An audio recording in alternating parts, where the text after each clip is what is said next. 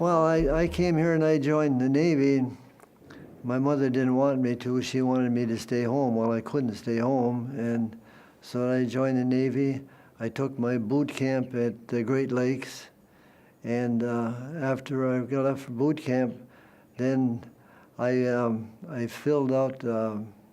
I took an exam, and I was able to go to service schools, and so then I went from there. I went to a Navy Pier, and I spent about 4 months or 4 or 5 months at Navy Pier, learning aircraft engine repair, aircraft engine maintenance, and I thought I was going to be. When I did finish there, I thought I would be a report to an aircraft carrier.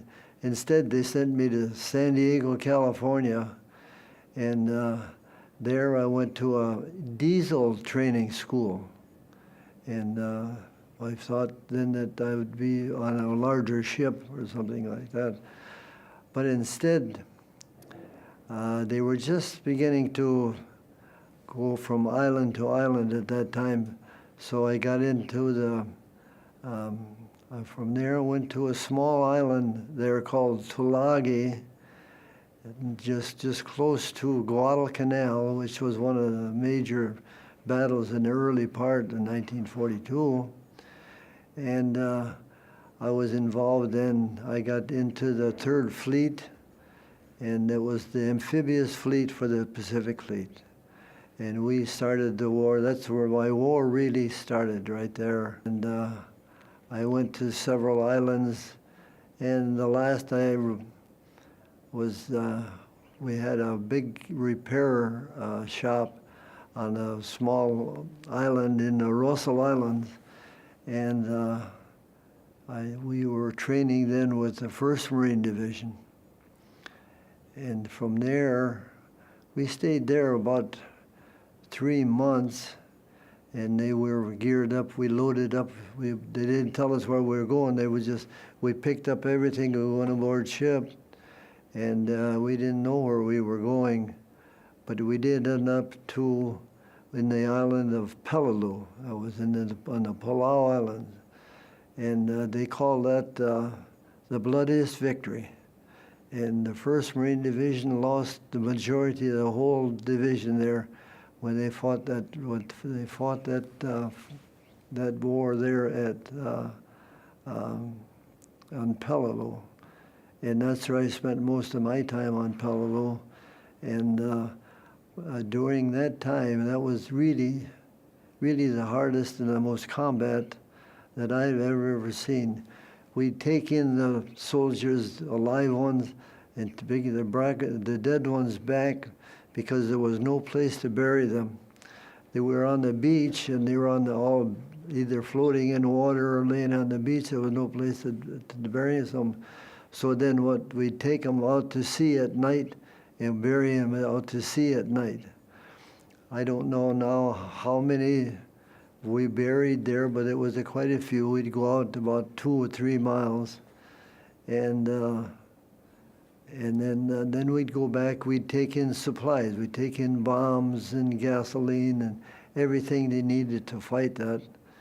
And eventually they built out of Quonset huts. They built a repair unit, and it was our duty to repair all of the engines in that on an LCVP engine. Those are the landing craft that they used to land these troops into the island of Peleliu. And I spent most of my time there.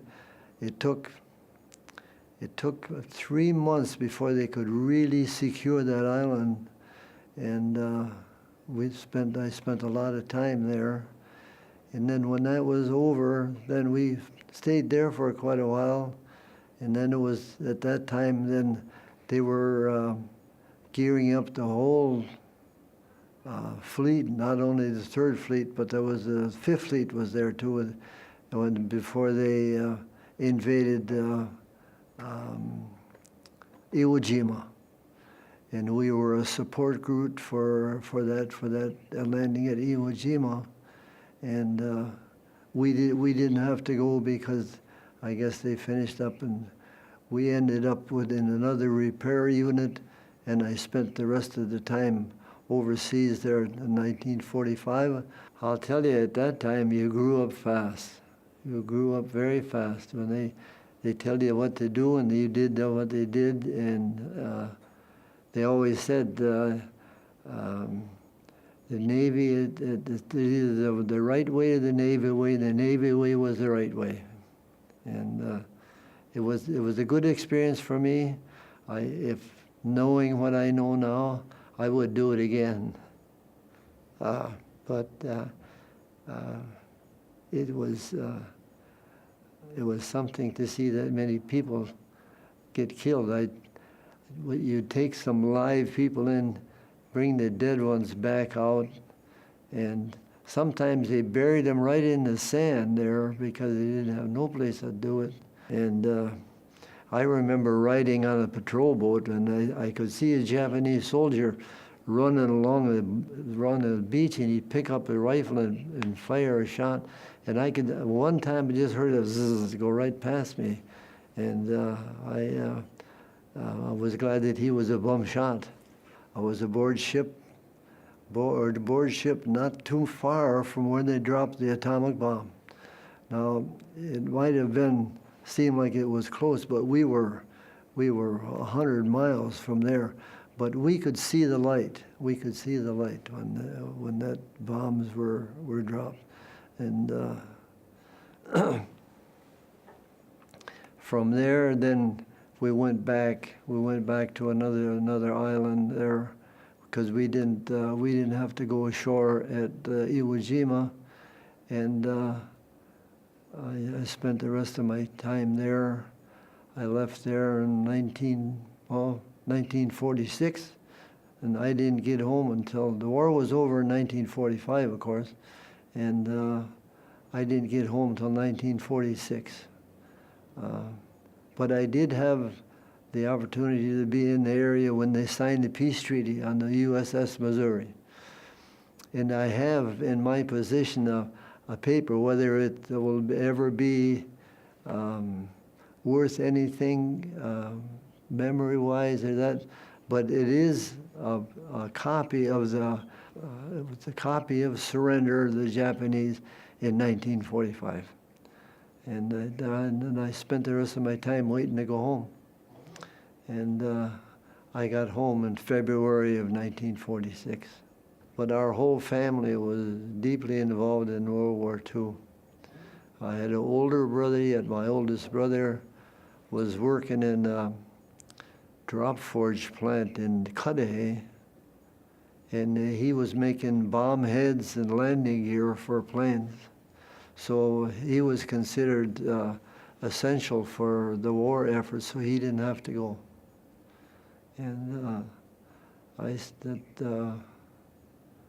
but that was about all the things that happened. Even to this day, I can get emotional on that. And but I guess I was very fortunate to get back.